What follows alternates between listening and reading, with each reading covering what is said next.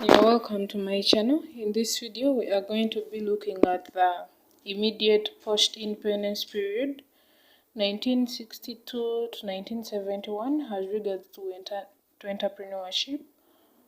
How was entrepreneurship going in that period of the post-independence decade 1962 to 1971?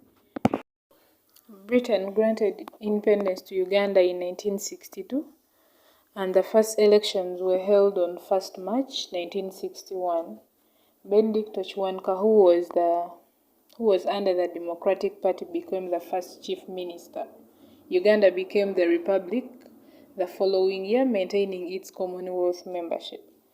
So Uganda won the elections in 1961, and the following year it was when Britain granted independence to it in 1961.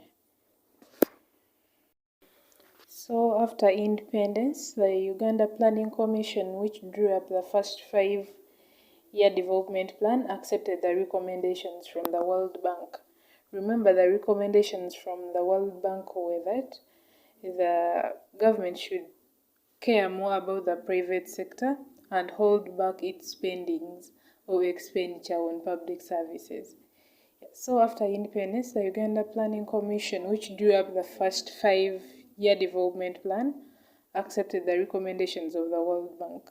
In essence, the first plan left Africans out of entrepreneurial activities that would create value, since the World Bank was encouraging the country to concentrate more on the private sector which wasn't yet there in the country, and to hold back on expenditure on public services, yet Uganda needed more of the public services. So on the political side, Uganda was going through political changes that subsequently affected the economic history of the country. Following a struggle for independence by the different groups, elections were held for self-government and won by the Democratic Party, led by Benedict Ochwanka. Subsequently, elections for independence were held in 1962, which created a degree of stability in the country, with the Uganda region being a federal status. Uganda was given an autonomy over more services than other areas. A few other kingdoms, including Bunyoro, Ankole, Toro, and Usoga, were given semi-federal status. This political environment facilitated the growth in the economy, with economic policy guided by the World Bank recommendations.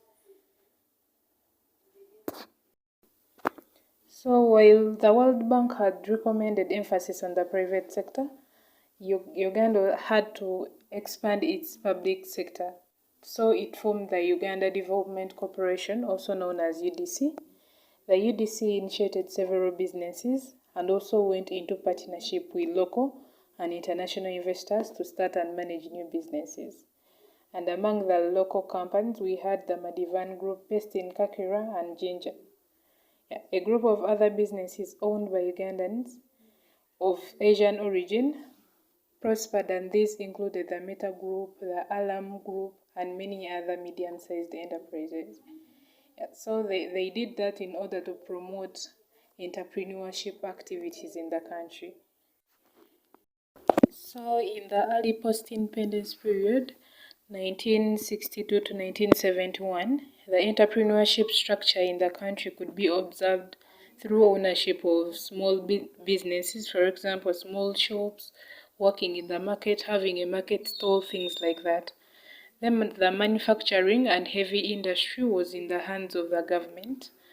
Multinationals and a few Indian families like the Madivan and the Meta. The Indian community controlled the trade and services and owned the majority of the shops in the whole country. Most big shops in the country belonged to Asians, and the government was owning the heavy manufacturing industry under the Uganda Development Corporation.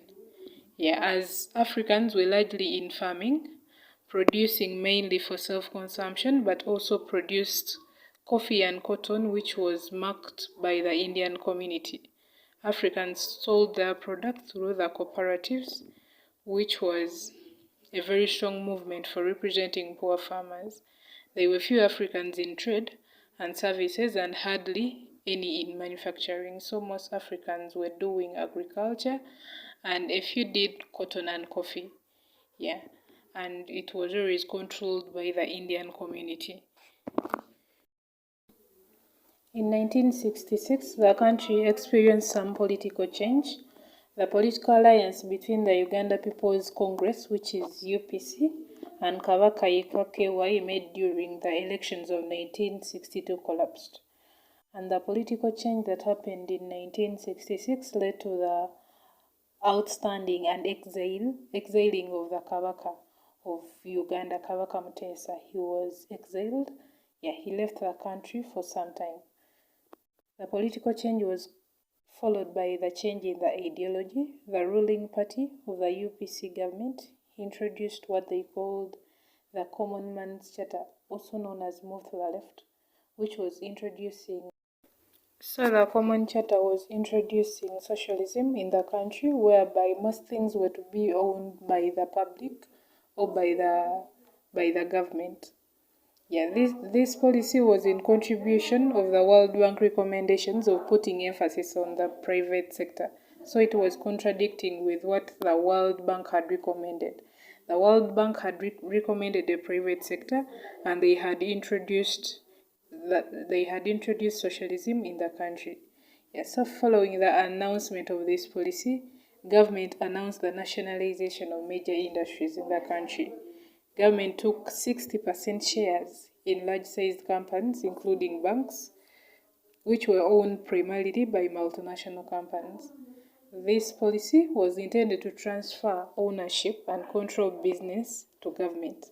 In the process, entrepreneurship was being transferred from private hands to the government hands. The Indian community continued to control trade through ownership of shops and trade in coffee and cotton. Yeah, then in 1971, the UPC government was overthrown by ED Amin, and among the reasons for the overthrow of the government was an allegation of introducing socialism in the country. Very many people did not like the socialism part. Even ED Amin himself, he didn't like it. So in 1971, he decided to overthrow the UPC government. Amin reversed the policy of the previous government to nationalize major industries and reintroduced free enterprise in the country. So when Amin came to power in 1971, after 1 year he gave the Asian community 90 days to leave the country. Amin declared the economic war, in which he handed over the departed Asians' property and businesses to Africans in an attempt to create a new entrepreneurial class.